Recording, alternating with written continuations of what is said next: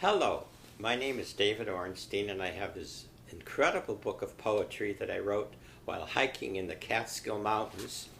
It is entitled The Oquaga Spirit Speaks, and it's all about the life and happenings around the lake in New York State. This is the story. The first poem is called The Oquaga Spirit. Scotty and Doris called with an invite to Lake Oquaga. I met the spirit on walks that led to the words of this saga. I played the piano at night and afternoons on the boat, but in the mornings I'd stroll and the spirit would be afloat.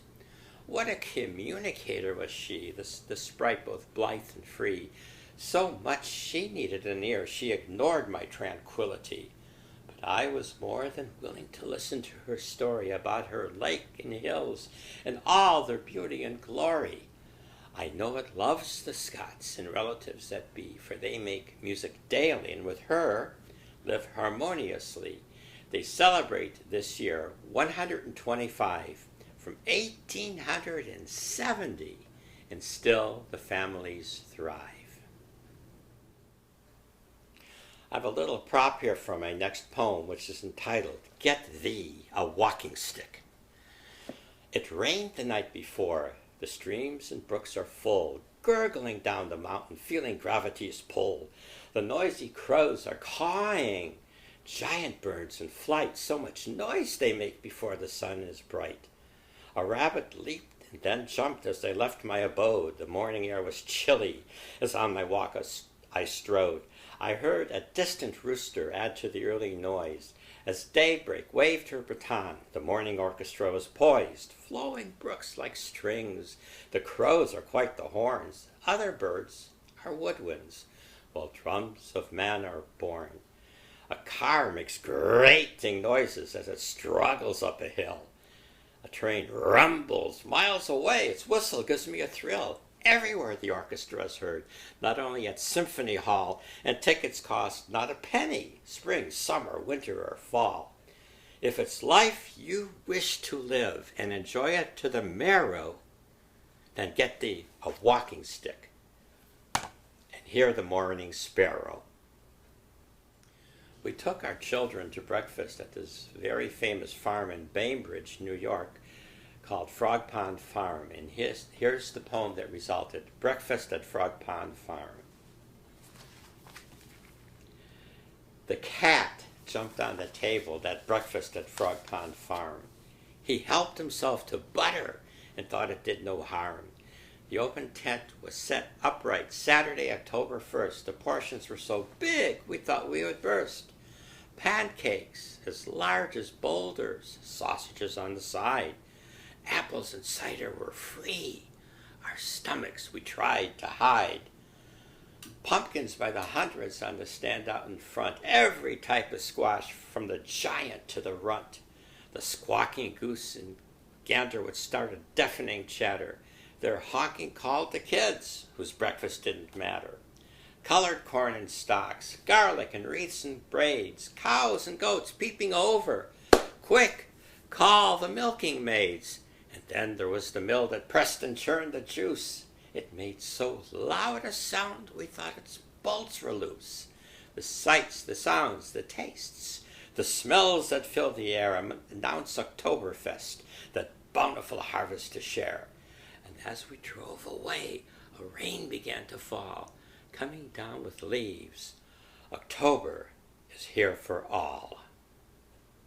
This one happens to be called The Footsteps of the Poet Who Is Me. The poet's on the prowl looking for his prey, seeing which subject he'll write about today. He beats the morning sun to catch beams of words. Sometimes his eyes are blurry, the hour seems absurd. But in that magic hour, before the sun is up, and twilight still has traces, it's then that he will sup. He trods the lonely road with pen and pad in hand, and his trusty walking stick, over stone and dirt and sand. He hears and sees the sights and plucks them for his own, most uncommon to man, all organically grown. He casts his gaze on fields and distant mountaintops. As he writes like a madman, the inspiration never stops. All that just for the taking. Millions should there be, pen and pad in hand, writing poetry. New York is full of surprises of little towns and villages. One of my favorites is this tiny place called Masonville. If you blink and drive too fast, you'll just pass it. This poem is called Masonville Day. Anxiously they hovered in a circle, adults by the dozens did shoved, making a ring so tight I wondered what it was about. I made my way to the center of the woven wreath of people standing in a drizzle in Masonville at the church by the steeple. Masonville Day it was with horse and buggy ride, vendors displaying goods and vegetable harvest pride. Kids were bundled in coats in middle September's cold, grown-ups clutching scarves while holding wares that sold. I finally made it through and then added to the commotion. It was the annual frog jump. No wonder all the emotion. And one proud boy emerged whose frog had jumped the best. He gave the frog a kiss. You can imagine the rest. The town came out of nowhere, and as I drove away, it called me back again for next year's Masonville Day. This next poem is called Like a Mountain Bee, and it's inspirational. It's intended to give you get up and drive and get up and go. It rained for many a day before the floodgates stopped. Down came avalanches of water from the mountain top. For days after the deluge, the trickles turned to streams. The streams gushed even harder as water came down in reams. At the top it murmured, at the bottom it roared, from barely audible sounds to a mighty thundering sword. To gain such momentum from a mountain must you start, for hills make only spills. On the plains, the rain's just art. Build yourself daily like a mountain bee, adding to your substance and your ability. So when you make an imprint, you come down like a flood and not just like a puddle that stands on top of mud. This poem is called Aspirations. Beaming down on the lake, a beautiful sunrise broke through. The fresh air was invigorating. Skies were clear and blue. And as I went to town, I drove down the steep slope, so thick and white was the fog, I almost started to choke. I completed the needed trip, returning with food and supplies. And as I scaled the ascent, I was in for a big surprise. The dense fog disappeared, and skies were once more blue. What below was dreary and dismal, up high was fresh and new. So are aspirations affected by one's goals, for if you keep them high, you never hit the shoals. The mind stays fresh and clear as you rise above the clouds. Happiness is found in heights, while below are only shrouds. This poem is called Boats on the Lake. Here's a picture of the Scots showboat with me actually seated at the piano with some guests singing on the boat going around the lake. Sailboats gently gliding across wind-rippled water, sails bowed by breeze making the canvas tauter. These boats with rigs seem like colorful butterflies, brightly painted sails aimlessly fluttering by.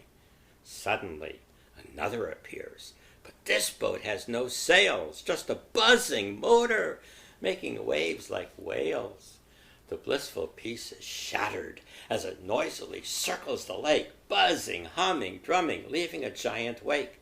This boat is like the fly that angrily circles the walker, buzzing round his head with the sting of his stealthy stalker.